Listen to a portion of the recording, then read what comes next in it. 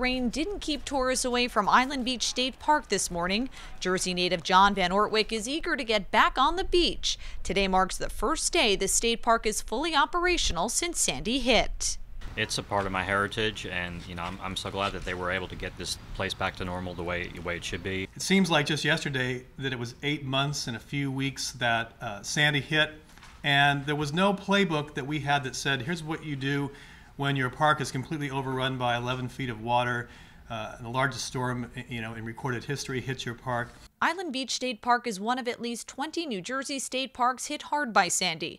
5 to 6 foot sand drifts covered roadways. The boardwalks were wiped out along with lifeguard stations, and other structures in the park were damaged, resulting in about $1 million worth of recovery costs. The park began reopening in stages this past winter.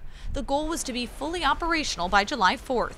Today, beachgoers headed for the water on the new boardwalks. As for the park's dune system, Superstorm Sandy did compromise the dunes in Island Beach State Park. The primary dune, which is the easternmost face of the dunes, had sustained a lot of damage through wave energy, but it absorbed it and basically preserved the rest of the dune system throughout the park and the barrier island and ultimately the bay.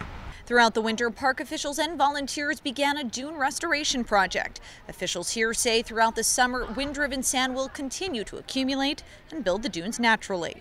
Park manager Ray Bukowski says he doesn't want today's event to overshadow the fact that so many New Jersey residents are still rebuilding and struggling since the storm. This just allows people the opportunity to recreate when they can, and it also makes sure that we have our facility open to help drive the local economy and the folks who depend upon the tourism that comes through town. It's all a big piece of the puzzle. More than 1 million tourists visit Island Beach State Park every year. Park officials are counting on those tourists to return this season. Island Beach State Park is one of the parks, it may be our only park in the State Park Service, where the revenue we collect from day use and from beach passes and buggy passes and other sources covers our operating costs. So this park is sustainable. Judging by the beachgoers huddled under their umbrellas hoping to dodge today's raindrops, tourists seem eager to revisit the park. The rest is up to Mother Nature. In Island Beach State Park, I'm Lauren Wonko for NJ Today.